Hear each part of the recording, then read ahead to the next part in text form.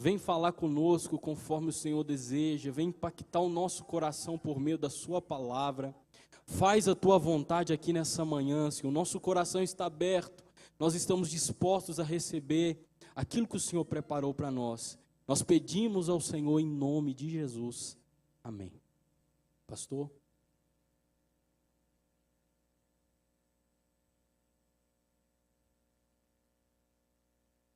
Noiva do Cordeiro, a paz do Senhor. Meus irmãos, aproveitando que estamos em pé, por favor, abra sua Bíblia no livro dos Salmos, por sua vez o de número 40.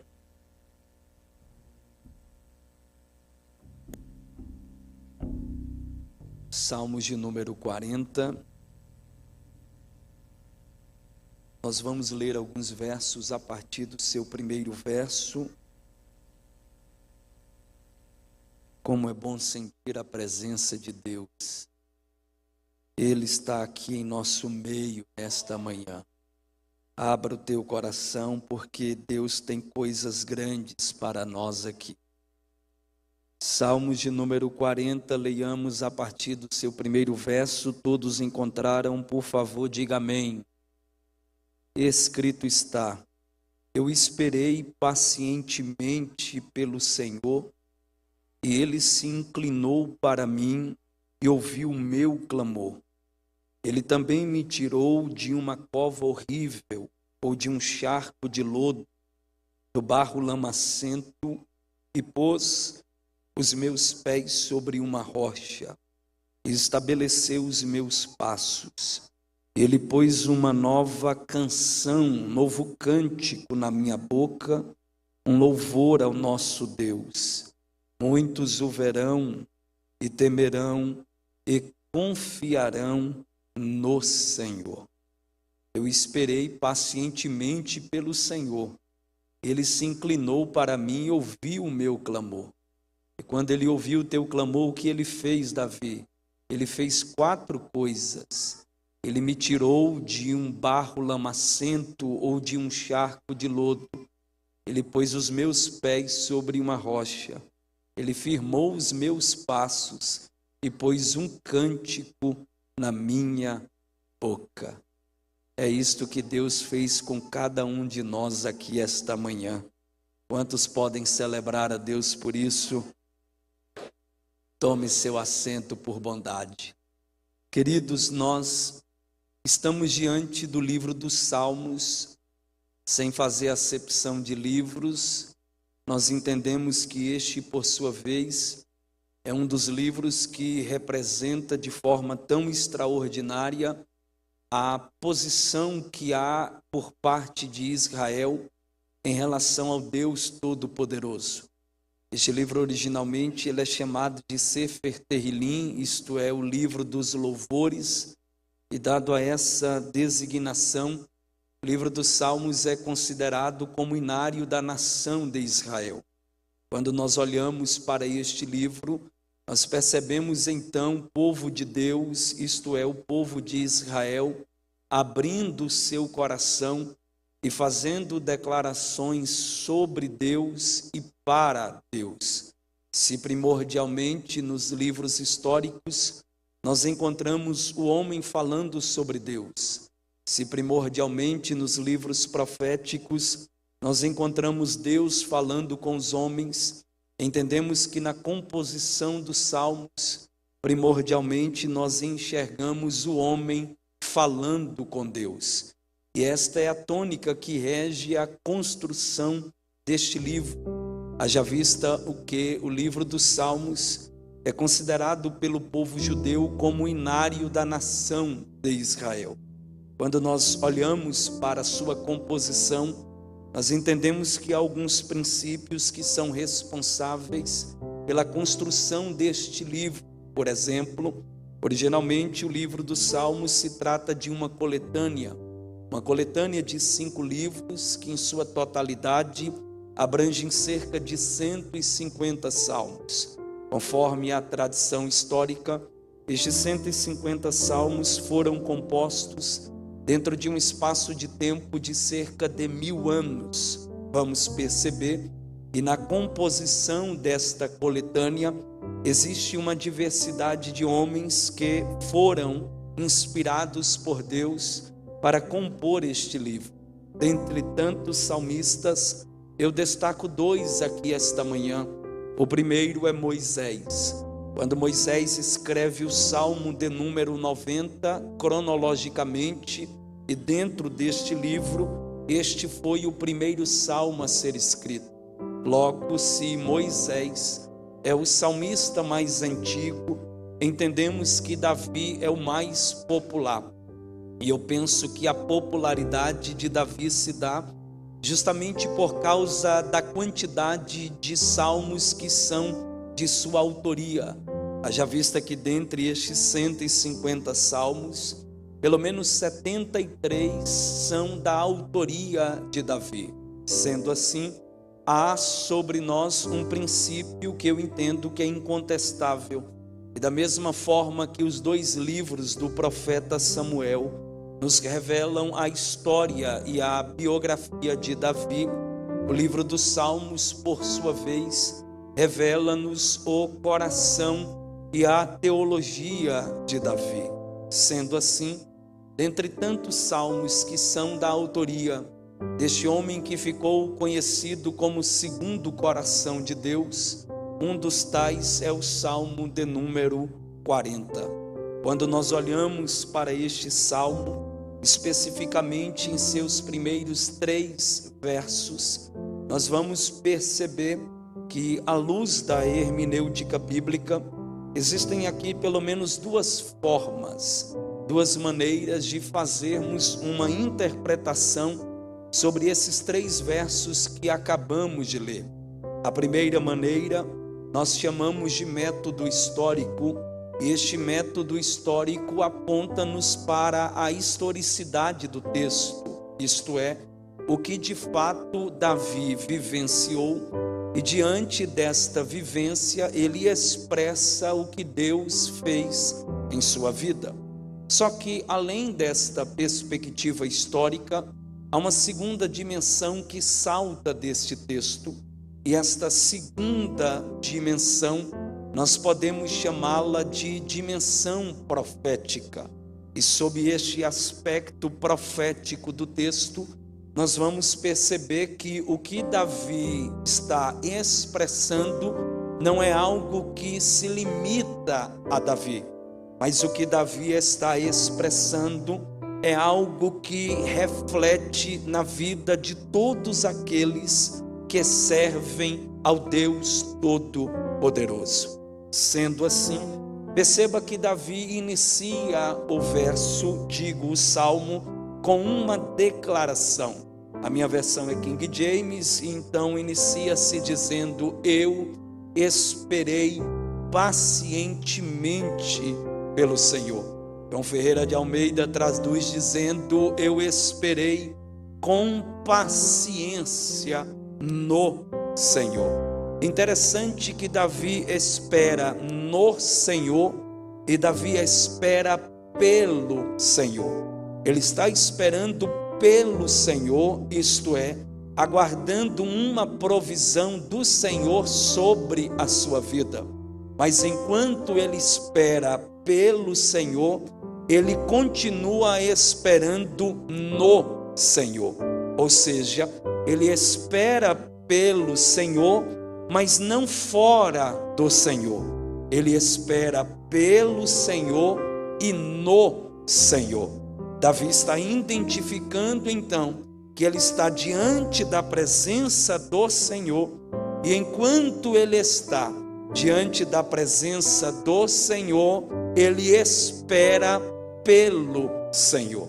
Só que o interessante é que Davi não declara: eu esperei no Senhor, mas Davi diz: eu esperei com paciência, eu esperei pacientemente. E a ideia para paciência aqui em sua literalidade é estar sob um propósito, é não sair deste propósito.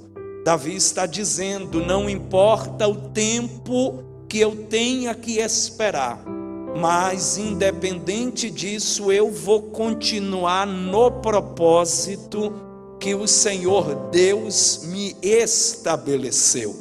Ele vai dando descrição ao texto e ele fala que após esperar com paciência no Senhor, perceba que o verso 1 termina com outra atitude de Davi, e ele fala de um clamor. Então perceba que o verso 1 inicia com uma espera e termina com um clamor. Davi vai unir essas duas dádivas, a dádiva de esperar por Deus e em Deus, e enquanto ele espera, ele está clamando. Perceba então que Davi clama esperando e espera clamando. Enquanto ele espera, ele não questiona. Enquanto ele espera, ele clama. Enquanto ele espera, ele não duvida. Enquanto ele espera, ele clama. Enquanto ele espera, ele não murmura.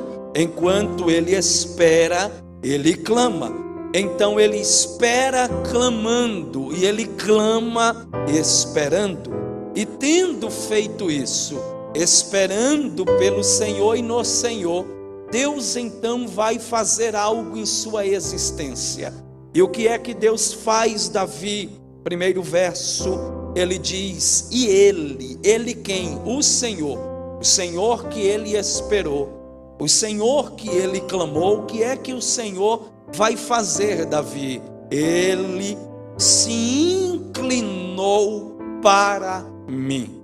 Olha o resultado, olha o fruto de quem resolve esperar em Deus. Davi está dizendo: por esperar nele, ele se inclina para mim. E quando ele se inclina para mim, o que é que ele faz, Davi? Ele ouviu o meu clamor. Quando Deus ouve o clamor de Davi, e esse aqui não é o ponto da minha atenção esta manhã, Deus não vai ficar parado, Deus não vai ficar num estado de inércia. Quando Deus ouve o seu clamor, Deus não fica engessado, mobilizado, neutralizado. Quando Deus ouve o seu clamor, Deus faz pelo menos 4 coisas. E quais são estas coisas? Verso 2 e verso 3. Tendo Deus ouvido o seu clamor, Deus então vai agir na existência de Davi. E o que é que Deus faz, Davi? 4 coisas. Ele me tira de uma cova horrível, de um barro lamacento, de um charco de lodo. Segundo, ele põe os meus pés sobre uma rocha. Terceiro, ele firma os meus passos. Quarto, ele põe um cântico na minha boca. Mas o interessante é que eu disse no início que esse texto pode ser compreendido sob uma perspectiva histórica e sob uma perspectiva profética. Então eu lhe convido a olhar para este verso 2 e 3, não nessa ótica histórica, mas profética. E olhando para estes 2 versos, perceba que há aí 2 cenários. Você me ouve? Diga amém.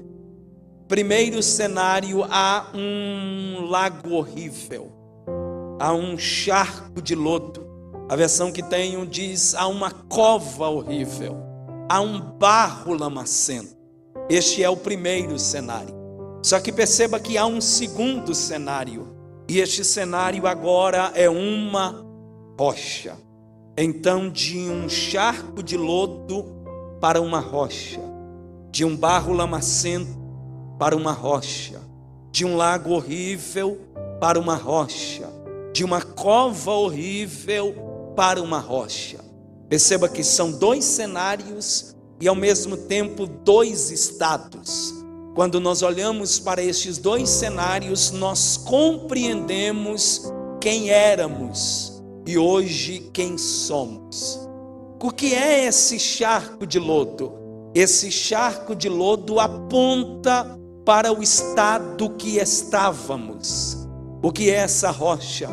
Essa rocha aponta para o estado que estamos. Esse charco de lodo sou eu e você antes de Jesus. Essa rocha é o ambiente em que estamos depois de Jesus. Esse charco de lodo representa o que éramos. Essa rocha representa o que somos. Esse charco de lodo aponta para antes da cruz. Esta rocha aponta para depois da cruz. Esse charco de lodo é o cenário que estávamos antes de Jesus bradar e dizer: Pai, está consumado. Essa rocha sou eu e você, na situação que estamos após Cristo bradar e dizer: Pai, está consumado. Então o ambiente do charco de lodo somos nós, éramos nós nas mãos do pecado. O ambiente da rocha sou eu e você, agora na presença do Deus Todo-Poderoso. Sendo assim, olha a riqueza disto aqui. Aí perceba que Davi diz que ele espera e ele clama. Davi só tem proatividade por sua parte no verso 1. Verso 2 e 3. Quem vai fazer, meu amigo presbítero Vinícius Cirilo, não é Davi. Versos 2 e 3. Quem vai fazer é o próprio Deus. Olha o que ocorre. Davi não diz: eu saí do charco de lodo. Mas Davi diz: ele tirou-me de um charco de lodo. Davi não diz: eu firmei os meus passos. Mas Davi diz: ele firmou os meus passos. Davi não diz: eu coloquei os pés sobre uma rocha. Mas Davi diz: ele colocou os meus pés sobre uma rocha. Davi não diz: eu comecei a cantar porque tive uma ideia de cântico. Mas Davi diz: ele colocou um cântico na minha boca. Perceba então que verso 2 e 3 não se resume ao eu de Davi, mas se resume ao ele do Senhor. Então Davi não está falando dele, Davi, mas Davi está falando dele, o Senhor. Sabe o que é lindo? Isso aqui é o primeiro ponto que eu quero chamar sua atenção, bem prático e objetivo. Não se trata de nós, se trata dele. Não se trata do que nós fazemos, se trata do que ele fez por nós. Não se trata do que somos, se trata do que ele é. Não se trata do que temos, se trata do que ele tem. Não aponta para nós, mas aponta para ele.